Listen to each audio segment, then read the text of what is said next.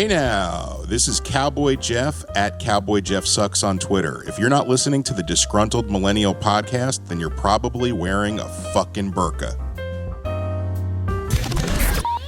The things they're dealing with on a daily basis, the joblessness, the crime rate, the threats posing Islam, and one of these that Islam is a cult, it's not a religion. You know, the racist card is used by liberals around the world because they have nothing else to say. The Democratic Party, the party of slavery, has gone so far to the left.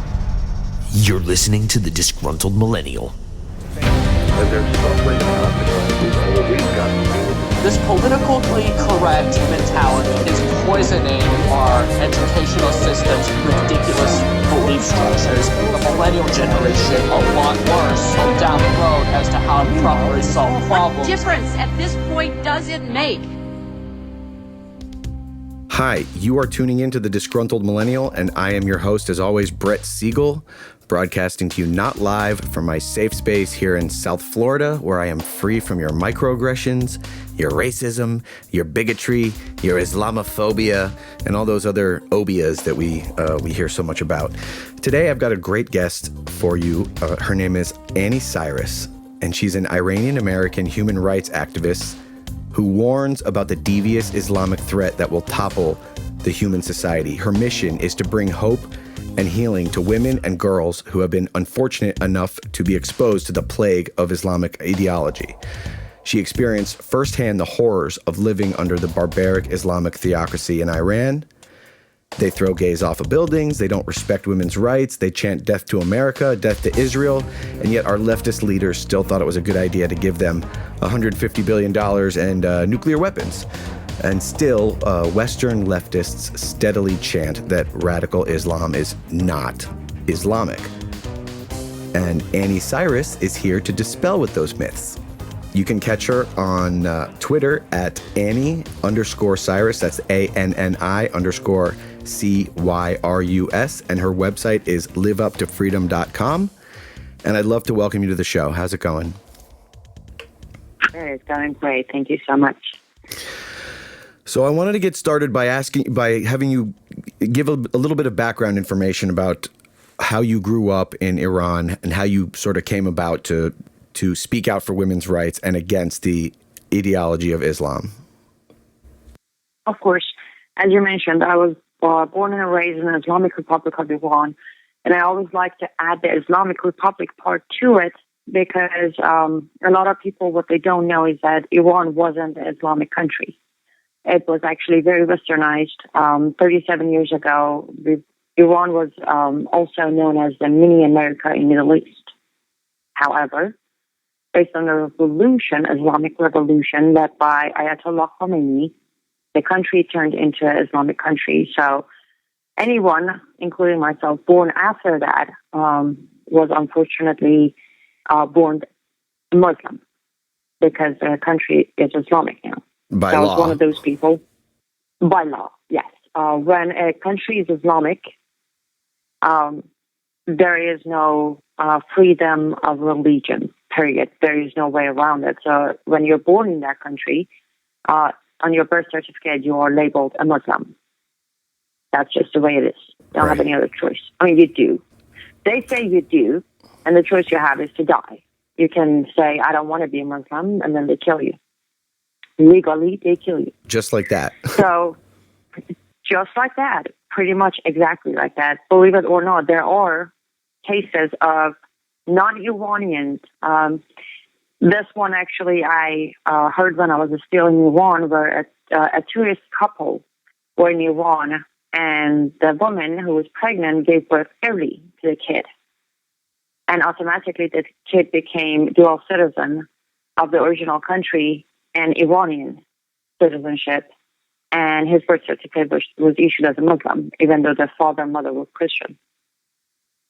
So wow. His Iranian birth certificate says he's Muslim. So growing up as a girl in Iran, that must have been quite an experience. Can you tell us a little bit about what happened as a child and what is like being a girl in an Islamic theocracy? Of course.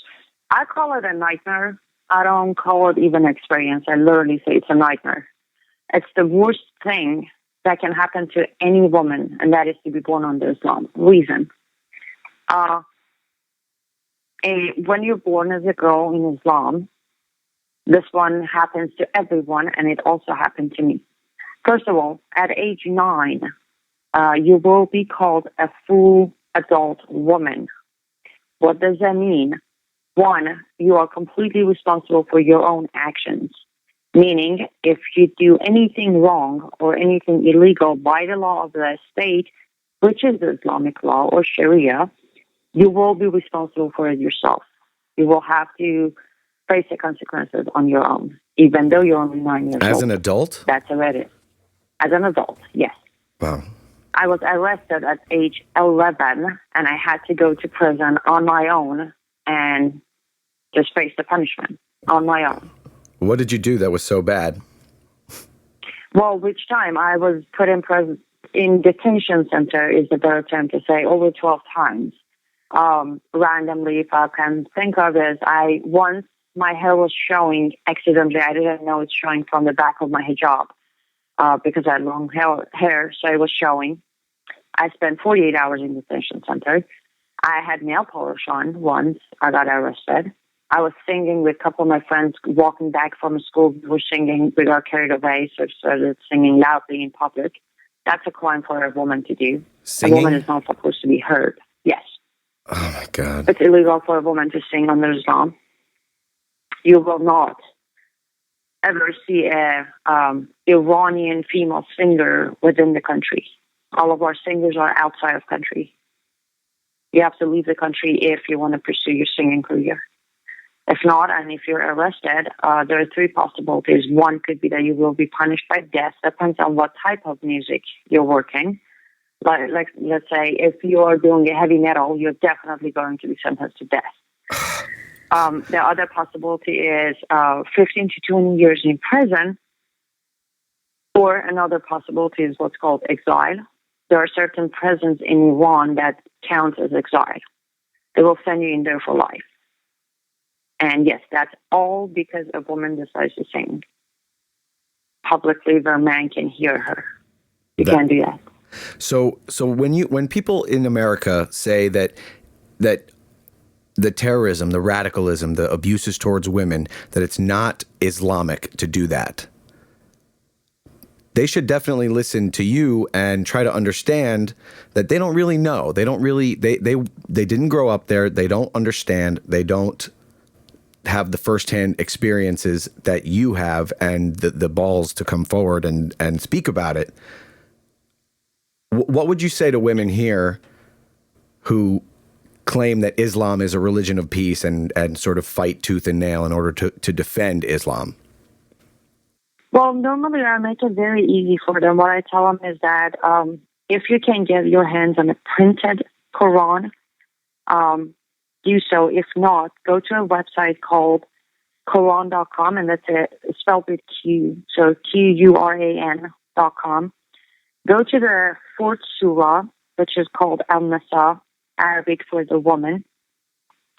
And if you have the time, read the entire 176 verses. If you don't, go ahead and read the 3rd verse, which orders a man, or not orders, allows a man to have up to 4 permanent wives and unlimited rental wife, or also known as sex slaves. Rental then wife? You can move up. Yes, they call it rental. The reason they call it rental is that the Quran says if you're not marrying that woman and it's a sex slave, you have to pay them for the sex you have with them. So in a way, prostitution. Right, legally sanctioned prostitution. Exactly. But they can have up to 4 permanent wives. A Muslim man can have 4 permanent wives, authorized by Allah on 4th surah of the Quran. This is not coming from Muhammad. This is not a hadith.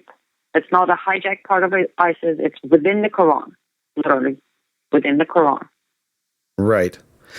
You know, a lot of people, this is one of the things that I get whenever I try to describe the fact that radicalism is endemic with Islam, is that I get this response, well, oh, the Christian Bible and the Jewish Bible has brutality in that as well. And how would you answer that? How would you answer that if someone were to tell you that, Islam is no more, if Christianity is a religion of peace, well, then so is Islam. Well, the very first thing I always refer to is don't ever even try to compare them. Reason. Christianity is a faith, is a religion. Islam is not. Islam is an ideology. There is no religion. The first 12 years was a try or attempt to get a religion out of it. But when it failed, it turned into an ideology. And it has been an ideology. So it's even comparing them is a mistake. However, if they're very, leftist, then what I do is I go back to, again, the fact, it's not just the fact of violence in Quran or in Islam. It's the fact that it's inhuman. It's inhuman. You don't find this inhumanity within Bible. And I'm not trying to say I'm an expert. I'm not trying to say I have read the Bible and I know everything within Bible. What I'm trying to say is that studying what I studied, I know nowhere in Bible there is no possibility for such thing as calling a woman a half of a human. Where in Quran, it's referred to a woman as half of a human. So a women's right. Go ahead. And also another thing is there is nowhere in Bible or any other holy book to mention to kill people who don't believe in your faith.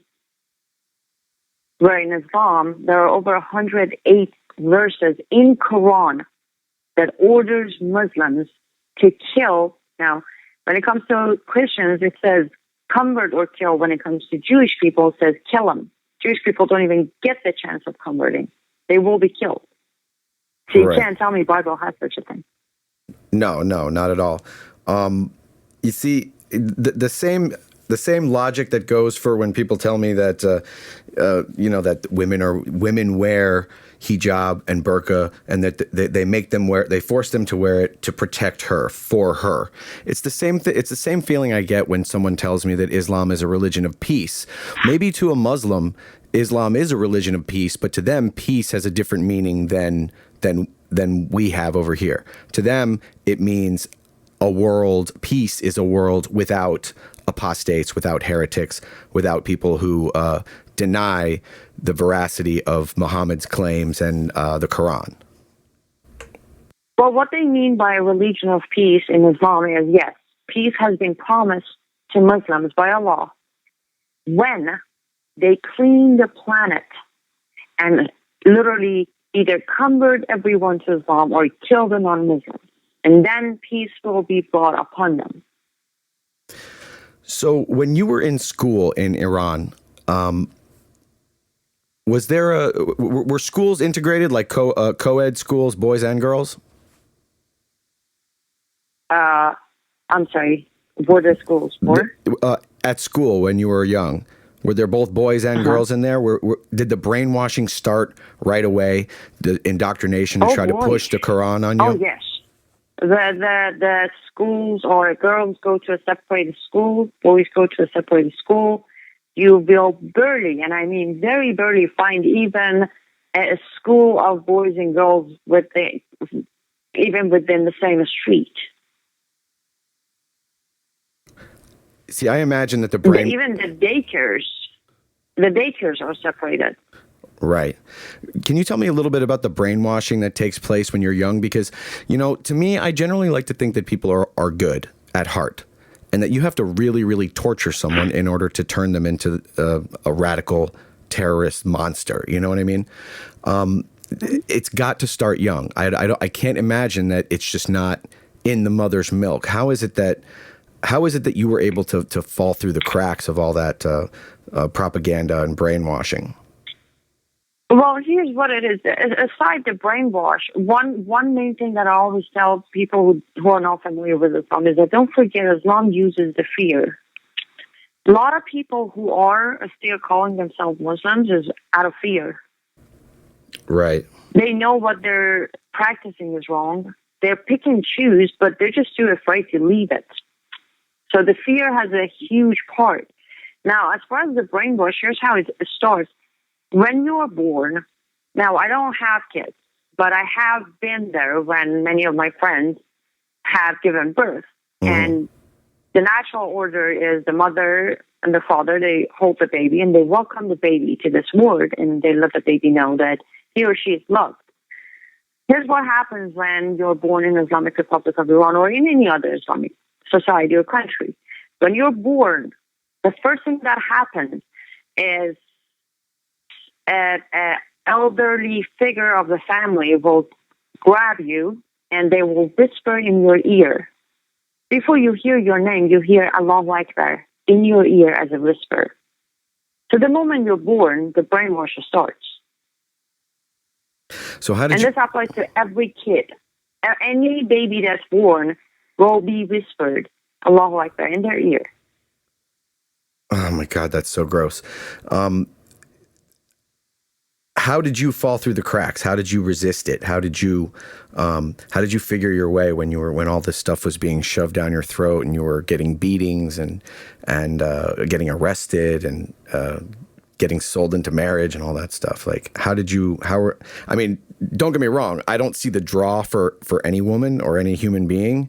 I don't think that people should be masters and slaves. And, even for men, some chauvinists might say that it's great to be a man in Islam, but really it's not. I mean, they sort of instill these power structures right from birth. And to me, it's all poisonous, whether you're on one side or on the other side. How did you resist all that?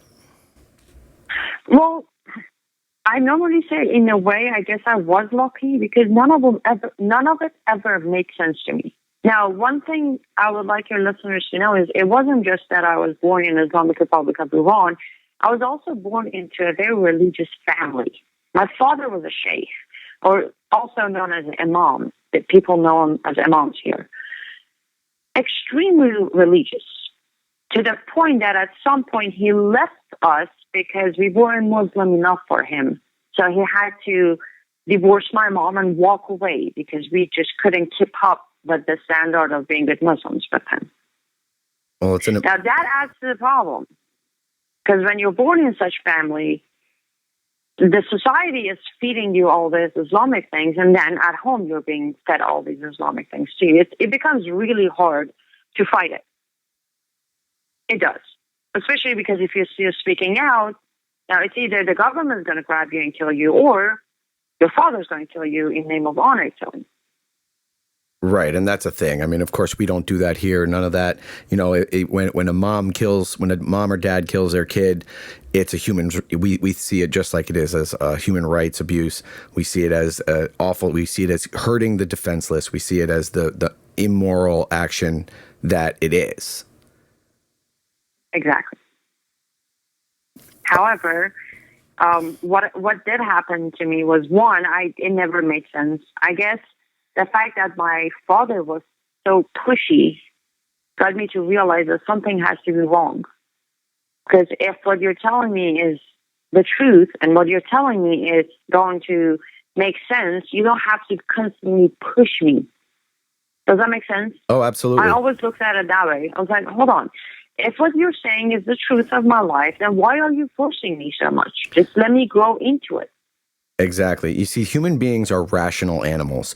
So one of the things that we are receptive to just categorically, just because of our DNA, is reasoned arguments. We don't have the physical capabilities of other animals in the world to survive. We use our brains to survive. And what Islam does is it short circuits the brain into accepting all these different contradictions about what it actually means to be alive and what the necessary steps are in order to make sure that your life is good. Exactly. But now, just imagine this. What you're saying is exactly what happens to everyone, what applies to everyone.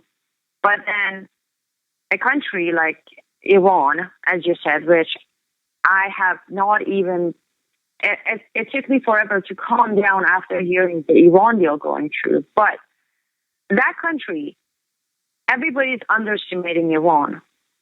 And I will explain to you why they're underestimating it. They are literally killing more people than Saudi Arabia. But in chart of the international reports, Iran is not killing that many people. Basically what it is that the number of true devoted Muslims are not many in Iran. However, Iran has isolated the country from the rest of the planet. Having access to normal internet today as of 2016 is almost impossible. You have to install 5 different programs that every single one of them are illegal. So if you're caught with that program, you go to prison for it, in order to be able to just open your browser and get online. So getting the news out, impossible. That's one of the fears that I say.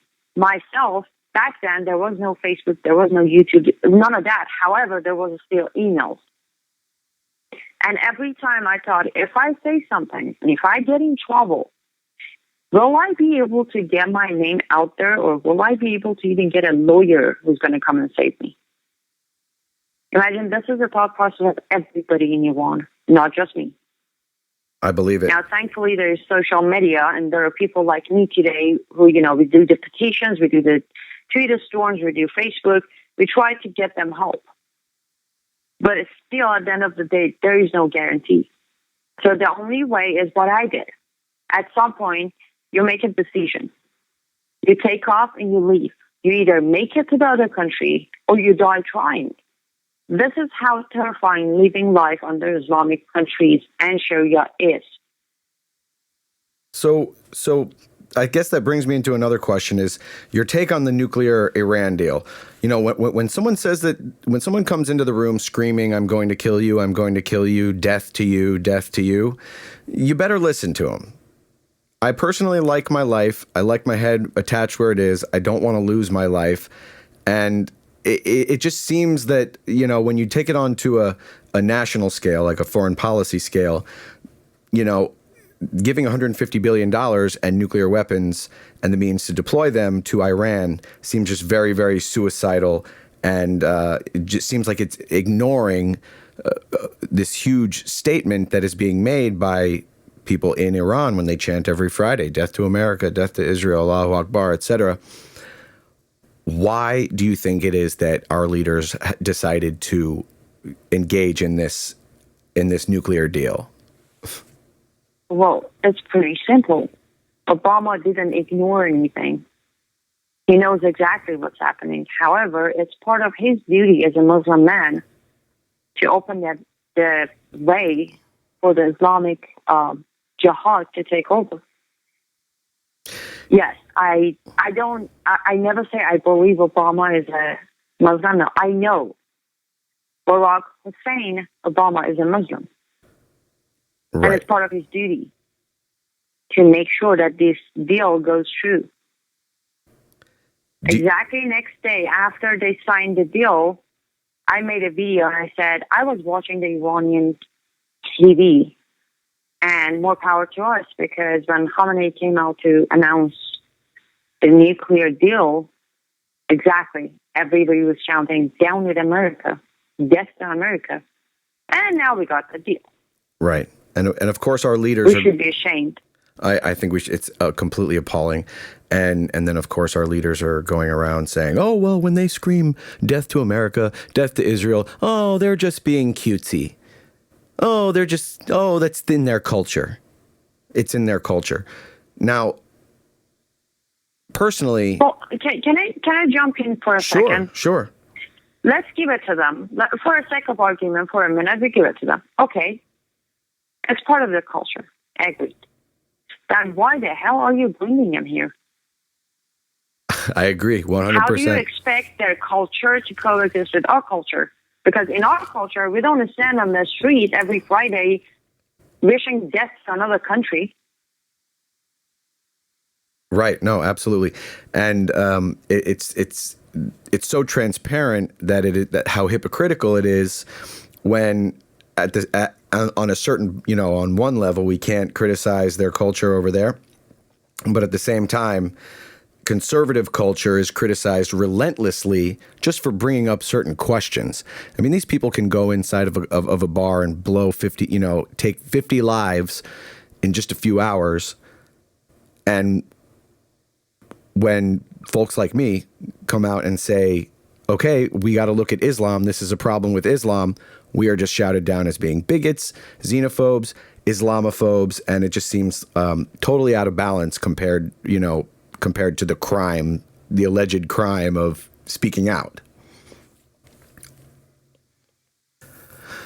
Well, because I'm going to try to say this word. I normally struggle with it, but I think its close pronunciation is infiltration. Infiltration, that is what it yes. is. And I don't believe for a second it started with refugees. No, it started with our White House. That's where it all started. Right. So how would you handle the refugee crisis? I do believe that there are a lot of people out there who are just like you, and they would want to assimilate to the West. And they would want to get along with America. They don't mind Israel and the Jews. They don't, have a dog in that fight. Is there a balance that can be made between helping refugees who actually need help, but also protecting ourselves against people who are certainly infiltrating these refugee camps, continuing on with the mass rapes, continuing on with the abuses of women's rights? And since they're not blowing people up, they just assume that they're not radical, even though to me, someone who, marries off a child and beats their wife, that is radical to me. To me, that is radical. Well, I will answer the refugee question, but can I just quickly cover this moderate versus radical thing? Sure. Yes, I agree. Not all Muslims are out there killing and beheading. Correct. However, I always turn it into this example. My music is the love of my life. So I say, when you go to a concert, you listen to the singer, and if you're too involved with music, you might listen to the musicians playing the music on the background, right? Right. But what you don't realize is, in order for you to watch that concert, in order for that singer to be able to sing, there are at least 25 people involved behind the scene. Somebody wrote the lyrics, somebody arranged the music, somebody is putting all the cables together in order for every speaker to make, and somebody's on top of the stage trying to do the mix so everything sounds correct. Of course. The moderate Muslims are those people behind the scenes. They are helping the extremists to be the face of Islam. The reason I say that, number one, every Muslim is paying what is called zakat. Zakat is Islamic tax that you have to pay. And 1/3 of your zakat will always go toward the actual jihad. So knowingly, you are financing the jihad. You know the money you're giving is going to be given to jihadists. So you see how you're the behind-the-scene guy? Oh, yeah.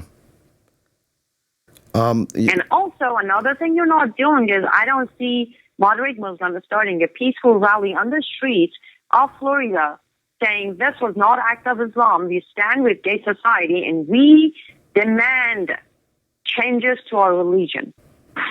Whenever they do that, I will stand with them and say, yes, moderate Muslims are separated from radical. Until that day, I will say a Muslim is a Muslim no matter what. Isn't one of the selling points of the Quran the fact that it's the immovable, immutable word of God, and that Muhammad is the prophet, and that everything that's said in there is absolutely true? And when you take that away, when you start changing, the bits and pieces of the religion or the way it's supposed to be read, it loses the essence of what it's supposed to be. So do you think that Islam is even capable of a reformation? It's not. Islam is not capable of doing such thing, and that's exactly why I put that bet on the table, because I know they can never meet that bet. Right. They can't do that, and that's how we can deal with the refugee crisis. There are 3 categories of refugees. One category are legit refugees like myself, who have had it and they just need a safe place to be able to learn how to live life normally. The second category are the people who are so-called moderate. They are having no problem with their faith. They're just tired of the killings in their countries. And then the third category are the actual soldiers of Allah coming in to basically take over the West and accomplish what was promised to them, which is peace on earth when everybody's back to the root of Islam. Now, if we do have the right person vetting them, these people, then it's easy to know which one is what. Someone like me, I'm going to go as far as saying this, someone like me can spot a Takea in less than 2 questions. How? Someone like me. Tell my audience how we can spot Takea in 2 sentences. By the way, for those who don't know, Takea is the Islamic rule or idea that if you are surrounded by infidels, by kafir, you are allowed to lie. You are allowed to stretch the truth and pretend to be a friend when secretly what you desire is to take over and to infiltrate and to, kill all non-Muslims. Yes, that's one of the meanings of Takea. So tell us, what's the other meaning, if there's anything I left out of that, and also, how do we spot it? Well, basically, Takea is a tool given to Muslims under 2 circumstances. They can use Takea, which is the meaning of Takea translated from Arabic to English will be deceit. Number 1 is if their life is in danger and they need to save their life. So let's say if somebody's going to kill them for being a Muslim, they can say, I'm not a Muslim. Secondly is if they are using that lie to promote Islam and convert someone. These are the 2 circumstances a Muslim is allowed to use Takea. However, under no circumstances can a Muslim denounce Allah or disrespect Muhammad. Therefore, all I need to ask a Muslim is, would you agree Muhammad was a pedophile with a 6-year-old bride? He does not have the tool to lie anymore. Right. If he is really a Muslim, he's going to have to come out and say, well, I know there are problems with Islam, but it's not true that Muhammad, peace be upon him, was a pedophile. Peace be upon him. And there you have it. Yeah, they have to add the peace be upon him or else it's automatic hellfire, right? Disrespect. Exactly. So if you were president... Simple as that, you can spot a Takea. But here's the problem. From what I hear, I have actually spoken to an immigration officer, and they are not allowed to ask these questions. They're not allowed to ask any detail of Muhammad or Allah or Quran or Hadith. And believe it or not, half of them don't even know about any of these terms. So, of course, they can't really spot the right or wrong person.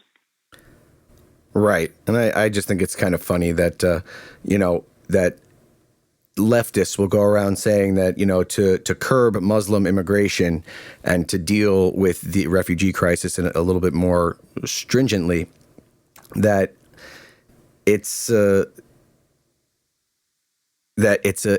defies our belief in freedom of religion. When in fact, it's the same exact idea on the opposite side, which is causing all these questions to be asked. The fact that they don't have freedom of religion, that they don't have freedom to speak, that they don't have the right to not have Islam in their lives. So, well, but that's the problem. That's why I keep saying all we need to do is accept the fact that Islam is not a religion. As soon as we do that, they can't hide behind our First Amendment anymore. It's not a religion. So how would you handle the refugee crisis if you were president of the United States? I would literally put people like Nani Darwish, Robert Spencer, Bridget Gabriel to do the interview with them. Yeah, and I would also get a bunch of Israeli IDF soldiers to come over because they're actually trained very well in the art of profiling. They're way more close to the hotbeds of terrorism over there. They're pretty much surrounded on all sides by aggressors, And for their survival, they've had to start doing things like profiling, which the Democrats will say, oh, you can't profile, you can't judge someone by their religion or by their faith or anything like that. But I mean, the time for political correctness is over. We saw what happened in Orlando a couple of weeks ago, and it's just absolutely disgusting how quickly the Democrats threw the gay community under the bus. Because in the hierarchy of victim status, well, since the left is all about who can be the best victim, Islam is at the top of the hierarchy of victims for some reason. So instead of saying that Islam was, that Islam was to blame for this massacre, they came out saying, oh, well, he was secretly gay. The whole entire gay community right under the bus. A lot of people don't even realize that that at the end of the day, unless you are Islamic, you're not going to get that patina of victim status. Well, but here's the thing. If we were about to ban Sharia, because yes, I do believe at some point, either they like it or not, our only solution is to ban Sharia. If we do such a thing, then it becomes easier to deal with the refugee situation. Because if you are going to follow Sharia, you basically, because it's banned in this country, you can't even come in. If you are a poor, Muslim woman who still wants to be a Muslim woman, then go back to one of the peaceful countries. Islamic Republic of Iran. You can continue being a good, devoted Muslim woman, and there's no war going on, so you're not in danger. Right. If you're done with Islam and you want to have a better life, number one priority, because believe it or not, here's another thing I forgot to mention. In Islamic Republic of Iran, when you're born and they want to get your birth certificate, you cannot name your baby anything but an Arabic name. One of the things people have hard time with telling if somebody is Iranian or Iraqi is the names. Every Iranian carries an Arabic name. I was one of the lucky ones not to. Really? But you cannot. They literally tell you that name your daughter or son an Arabic name. Call them at home, whatever you want to call them. But on your birth certificate, you have to have an Arabic name. And the closer to the line of imams and prophet, as you know, in Europe, Muhammad is growing super fast. Well, that could become a law here. I'm not kidding. If you're done with Sharia, you cannot have an Islamic name. Change your name. Right. Well, I think I that, would do that. I think that, honestly, I think that the only way it's going to work, I mean, a lot of people suggest taking out the dictators, but, another guy is just going to come up in his place and the old guy will become a martyr. And, I think that if we're going to do anything substantive like that, we also have to take the battle home and understand that this is not just a battle of guns and might. This is an ideological battle. And the first step to fighting it is to say who we are battling out loud and out proud. And so that, that people around the world actually believe that we stand by the values of freedom and freedom of religion that we espouse.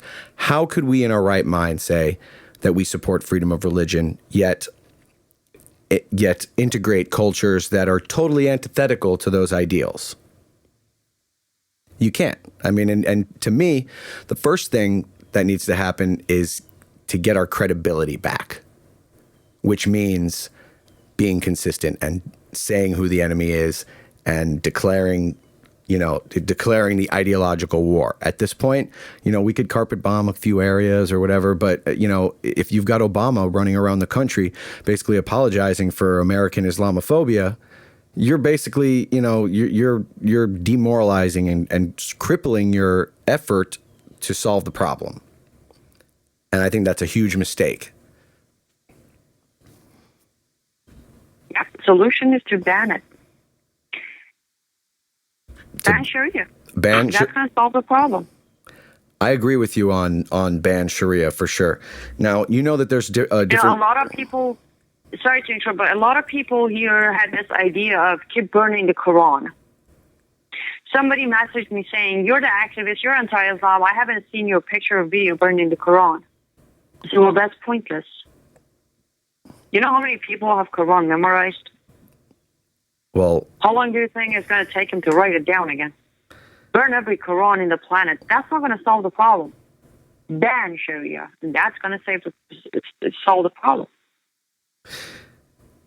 Another thing that I was thinking about is that Islam, as a the actual text of the Quran, I've read it. I've read most of it. It's really a snooze fest. I understand why it's so easy to memorize, because there's so much repetition and so much brainwashing and just so many things are repeated ad nauseum that it's no wonder why people are find it hard to like read anything else who are Islamic. If you're brainwashed to that point, then it's then it's going to stick with you for the rest of your life. Were you taught to hate the West as a child? I was, yes.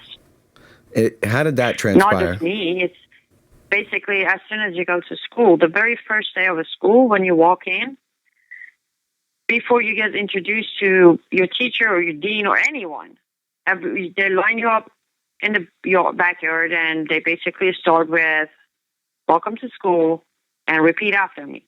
Death to America, death to Israel. Oh my God. The very first sentence that you're taught. Before you even know. And before that, before you even know where you're going, what you're doing, how to hold the pen or pencil, actually, they teach you that. And I dare you not repeat after them. They're actually walking between lines and checking you out. If you're not repeating, you're in trouble. Right. You're definitely in trouble. Right. There's no good way to pass Islam along without systematic brainwashing. Because anytime someone, if you were to actually give it some thought and try to integrate it into your values, especially if you have Western values, you're going to run into problems right away. You are going to run into issues. You're going to run into contradictions. You're going to say, well, that doesn't make any sense. And someone like you, it's easy for me to do this, to do this because I've grown up in Western culture. I've seen leftism up close and personal. And I know that when they say be tolerant of Islam, they will, in their next breath, call you a bigot and a racist and a Islamophobe, and they will be completely intolerant towards you. So it's very easy for me to acknowledge that, but for you, it was way more difficult to actually come to terms with that, I'm sure. To be honest, I can tell you until I think I was 11 to 12, I didn't even know what it is I'm saying death to. Right. I had no idea. I just repeated it. I guess one of the reasons it didn't really work on me is that I had no idea what I'm saying death to. I would just say it at the school to get it over with. And then I was, again, 11 to 12, I think, there was this huge thing there, so I don't even know, like a carnival thing on the street close to where we lived. And they had these puppets, and some people were dressed up. They were, basically, that's when I got the idea of what Israel is. Mm-hmm. Because that's where they were showing this so evilish Israeli side and these poor Palestinians thing. I'm like, oh, so that's what I was saying? Oh, I thought it's the country, but they're referring to the actual government and people and everything that comes with it, the whole 9 yards. And I started studying it, actually. Now, here's the problem. When you study things like Israel versus Palestine in Islamic Republic of Iran, everything points out to be, oh my goodness, these Israeli people are so evil. Right. But then when I left Iran, I had access to more real stories and real news and real books, and that's where I was like, okay. So they basically lied about all of it. Right. Oh, these Jews aren't so bad after all, huh? No, actually, when I was asked, I made this video saying I stand with Israel, and I was asked, why? It was like a valid question. my main reason to stand with them is that their entire history, they've been through hell and back to hell and back and back to hell and back, and they are still standing together, united. I respect that more than anything. Look at us right now in the U.S. We're so divided, we can't even stop fighting each other for more than 30 seconds. Right. And that's why I stand with Israel, because they are united. They didn't let any of this divide them. Right. Not only are they united, but they're also willing to take a stand and do what needs to be done in order to help the people and to save innocent lives. You know, they needed to build a wall, they built the wall. They needed to start profiling, they started profiling. And, you know, despite how many people still get through and manage to wreak havoc on in Israel proper, they do manage to stop a lot of threats. They do manage to curb a lot of terrorism. And one of the things that we should do is listen to Israel when it comes to their playbook, because they've been doing this for a very, very long time, and our government is way too feckless to be tasked with the responsibility of trying to decipher the good guys from the bad guys. Exactly.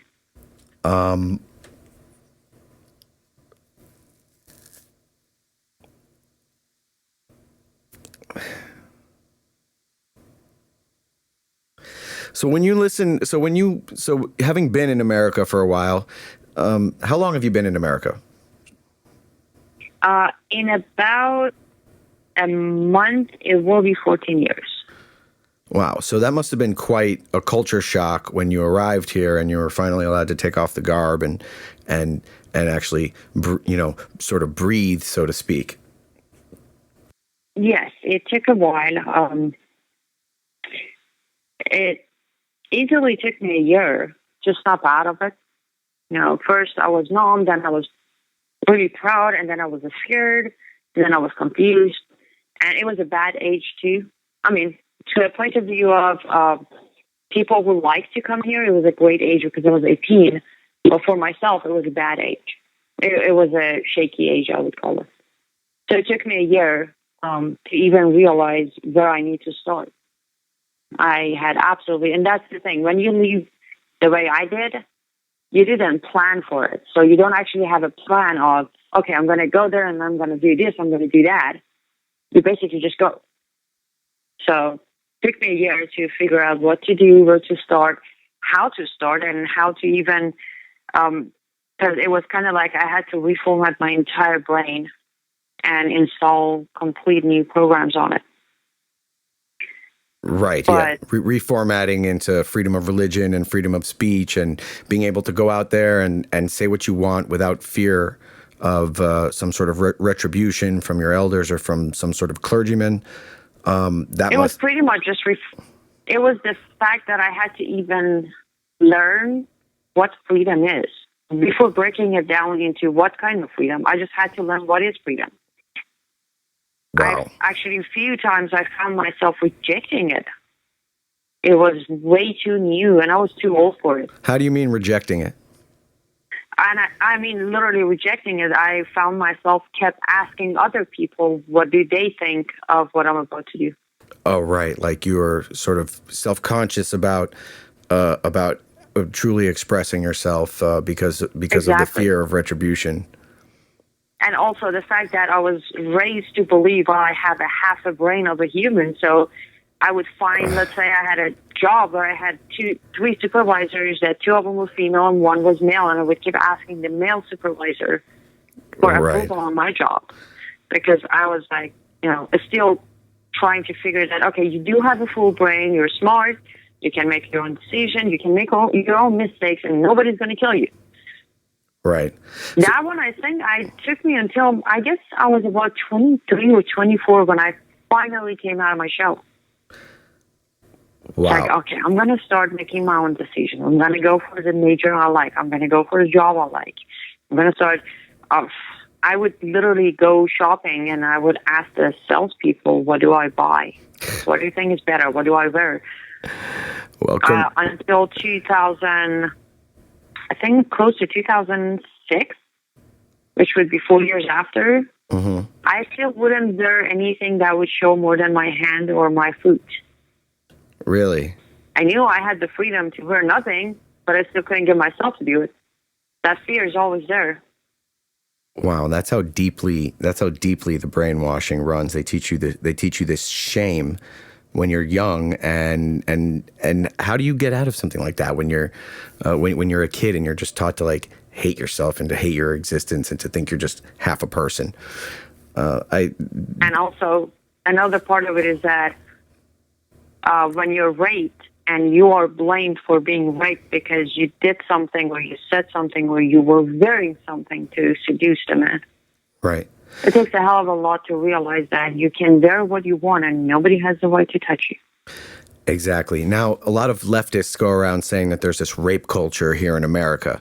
Now, it sounds like you actually came from a real rape culture, and now you're involved in American lifestyle. What is it like for you when you hear these leftist women going around saying that Islam is a religion of peace and they just want to integrate and start breeding with with Muslims, and they want equality for everybody, equality for everyone, and don't you want to don't you look at them like they have three heads or something? Like, you guys don't even know what you're saying. Actually, no. The way I look at them is that they don't have any head, or their head is way far up somewhere that you can't even see it. Where the sun don't shine. Yeah, I have a special method of breathing. When I hear them or see them, I just have to use that method so I don't go and strangle them. Right. It pisses me off to the point that I just want to go in there and say, look me in the eyes and tell me that you want to give them the opportunity. Right. Before you do that, tell me who's going to pay for what I've been through. Exactly. In the name of Islam. Exactly. And it's almost like a slap in the face to the suffering that goes on over there when people... It's more like a stab in the back. Right. Because they claim to support women's rights, except when even women fall underneath Islam in the hierarchy of victim status. So if if they beat their wives or marry off children, it's just their culture. We can't be intolerant of other cultures, can we? No matter how intolerant they are of us, we can't be intolerant to them. Even if they're not citizens, we still have to respect their American right to religious freedom. But their religious freedom says that we are not free to have our religious freedom. So, coming from Iran, in a time when it seems like the leftist community is just ready, like they're frothing at the mouth to just give this country away to the people whom you fled. And that's got to be a little bit of a scary thing, when Orlando massacre happened, Democrats came out trying to take Americans' guns away, when in fact someone in that room who might have been armed could have stopped a lot of people from getting hurt and killed. And the way that they misdirect the entire the essence of what happened, to me it's very foreboding. Like it scares me a little bit. And I'm sure it scares you a whole lot more than that, because, you fled there and now it's being welcomed at the front door. Well, but look at it this way. As far as the scary, yes, I was actually talking to a great friend of mine a few nights ago, and I said that it kind of feels like deja vu. It's like for the first 15 years of my life, I went through that hell, and then I freed myself, and I'm getting close to the 15 years of freedom, and it seems like it's about to go away. Like every 15 years, I have to start fighting for it again. And yes, it terrifies me. But here's what I tell all the people who are like, take the guns away, take the guns away. If you pay a little bit of attention, a while back, all the attacks from Muslims was blowing people up. It was all bombings, right? Mm-hmm. And as soon as this Hillary and Hussein started talking about this gun thing, all of a sudden they all stopped making bombs and all started having guns. Come on, people, put two and two together. Right. I mean, you could cause. I mean, the terrorists who cross over into Israel, they're wreaking havoc with kitchen utensils. You can wreak havoc with a kitchen utensil. You can terrorize people with a kitchen utensil. If you're afraid to go outside because you're afraid that someone is going to stab you because just randomly for being Jewish, that's, to me, that is the same. It's pretty much the same as if you're blowing someone, as if you blew up a bunch of random people in a club or in a deli somewhere. Exactly. Imagine the day that about 2 years ago, in Islamic Republic of Iran, what happened was randomly on the streets, there were bikers who would pass you by and they would throw some sort of liquid on you. And some of them were just water and some of them were actual acid. Ugh. I can't believe people would want to bring this here. And that's the thing. I talked to some of the people who, some of the girls on the street, and they were like, literally, one of them was thrown water at, and she was like, I was screaming for 20 minutes because I was so terrified. I couldn't feel if it is burning me or not. I just kept running and screaming. I'm like, yeah, I understand.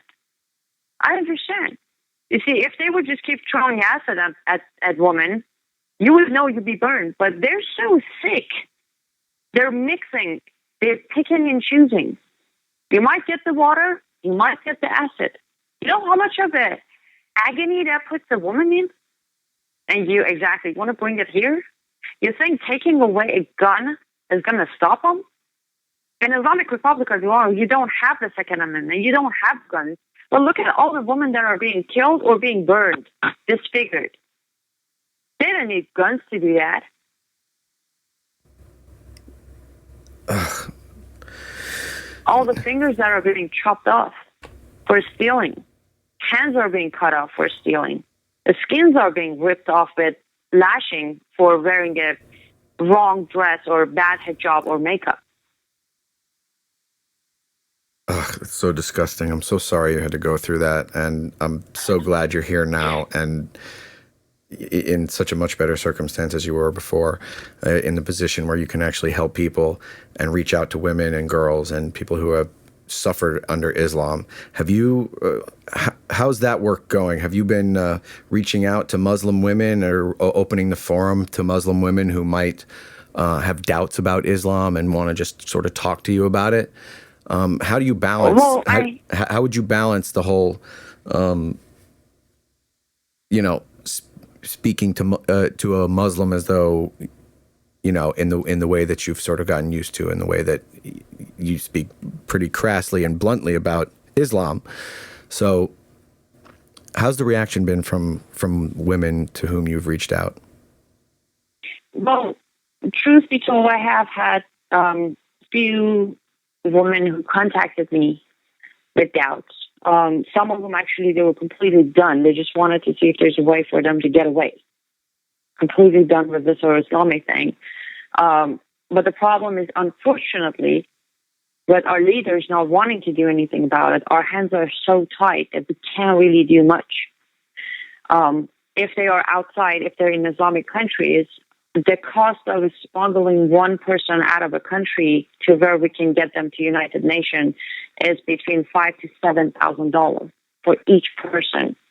And that wouldn't give us a guarantee because the smuggler is going to give you a 50-50 chance. They either make it out or they don't. If they are here and they just want to leave their husbands, then our laws are working against us because if they take the kids, it counts as kidnapping. If they go to hiding, it counts as other problems with the law. So, as you can see, we face a lot of problems in order to help them. And if we tell them to just hang in there until we find a way, we had 2 cases where they just basically went back to the routine. They're like, you know what, it's not worth the risk. If you can't do anything today, I'm going back. Right. Yeah, they literally, she was ready to take off, but we couldn't do it right there and then, so she just went back.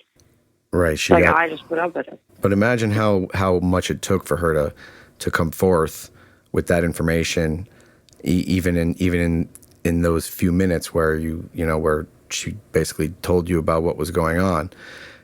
She was probably sitting there thinking that her life was in danger, that she was about to suffer some pretty gnarly stuff. I want to tell you a sort of a little personal thing that happened to me a few times since I started this podcast. Several Syrian men have reached out to me to try to get me to sponsor them to come into America. And the philanthropist inside of me wants to say, of course I'm going to help you. Let me call the embassy and try to figure out what's going on. But right now it just seems, and these are people who claim to love Israel, that they claim to, support Western values, etc. And what people like me in this on this side of the pond are sort of stuck with is this. We're between a rock and a hard place. We want to help. We do have compassion for people who are suffering and for people who don't live like us, because it's the way we live is, with all its faults, it's still the best. And, I battle with myself about whether or not I should choose to help these folks. And, I really want to say that, that I put my all, put a lot of effort into helping. But there's something about what's going on right now that just makes me want to hold back and say, okay, not right now. This is not the right time. Who knows who this person is? They just came at me out of nowhere. They seem nice, but the refugee crisis is putting a lot of really good, well-intentioned people in between a rock and a hard place. Well, one thing about it is, unfortunately, because of how you said it is exactly how it is. However, there is always a way to figure out if they are legit or not. Because one thing is, at least for me, because I've been there, I know the feeling when I wanted to get out. And again, back then there was no social media, there was no podcast for me to reach out to.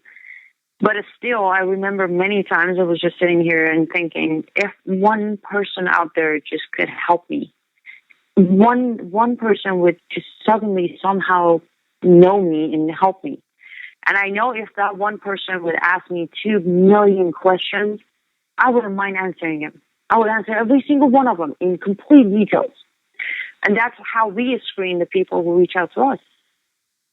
Because Right. The person who's really ready to go, the person who's really looking forward for a better life, they got nothing to hide. You can ask them any question, and they're going to give you an answer, a straight answer. But those who are not really looking forward, or those who are not legit, ask them 5 questions. The 6th one, they're going to just say, I don't have time for this. Are you going to sponsor me or not? Right. And that's when you say, I don't have time for you either. Have a good day. Does that make sense? Yeah, absolutely. I try not to preach to the choir too much. I know a lot of my listeners are already sort of on the same camp as us, but I like to reach out to all the leftists out there because I feel like it's them that need to do some soul searching. You and I believe, are on the right side of this, and, all we hear about is this political correctness where we can't criticize Islam, we can't criticize Islamic countries, we can't criticize the Iran deal because that means we hate brown people, when in actuality we just like our heads attached to our bodies, and that we have legitimate concerns, and that by negating those and making us all out to be bigots and Islamophobes, for people like me, it just emboldens people like me, and I'm sure people like you. But what can we tell our leftist friends out there who just swear that Muslims have the best intentions at heart and that there is nothing wrong with integrating these two cultures? Well, what I normally do tell them is, close your eyes, listen to your heart, remember where we all come from. I never care what's your color. I don't care what's your accent. I really don't care how you look like. What I do care is if you're human, and if you still have humanity left within you, go on YouTube and look up Women Under Islam. Watch the faces, they have been burned. Watch the faces that were stoned to death. Watch the little babies in wedding dresses. Then come back to me and say, Islam is not against humanity. It's right out there. All it takes is for them to put their humanity front. Unfortunately, nowadays, the society has turned into such bad values. There are no more values, actually. Right. We have forgotten what our destiny is. We weren't brought to this. Whatever your faith, I respect all faiths. I do. But at the end of the day, there was a purpose, and that was to grow humanity into a better society, not to be selfish, not to be, you see, a lot of people tell me, you do realize that what you do, you have a lot of haters. I'm like, well, I wasn't brought into this planet to be famous or loved or nice. My purpose is to be a human. And in order to do that, I have to offend people because truth normally hurts. It does. But the point is, we're all a bunch of grown-ups. Get over it. Let your feelings be hurt, but at least it's going to wake you up. Yeah, and it might save your life, too. Absolutely. And the future of your children. But don't forget that. Absolutely. I think that's a good place to end it. And I just really want to thank you so much for coming on and sharing your story with us. I know I'm going to get a lot of feedback from this podcast because, the story is just too powerful to ignore. And just thrilled that you managed to, make it over here and, that you went through the journey that you did. I mean, it's terrible and it's awful. But the fact that you're making lemonade out of lemons and turning this tragedy into something that's actually going to help people, and I do believe save lives. I think that, like somewhere in some sick, twisted world, I mean, maybe it was destined or maybe it was meant to be, but I just really appreciate you doing what you do and advocating for women and advocating for human rights across the board. Well, I appreciate that, and I'm actually very grateful you let me come on your podcast. Thank you for that. I'm sure I'll have you on again at some point. Honestly, this seems like it's not going away anytime soon, and unless we really, really bog down and start doing this and getting the word out, I think that there's still more work to be done. And you're welcome to come back on anytime and discuss any issues that you want. You've got the full support of the Disgruntled Millennial team, and I really appreciate it. Absolutely. I will definitely, absolutely do my best to come back again. And this is the Disgruntled Millennial signing out. Hope you all have a great day.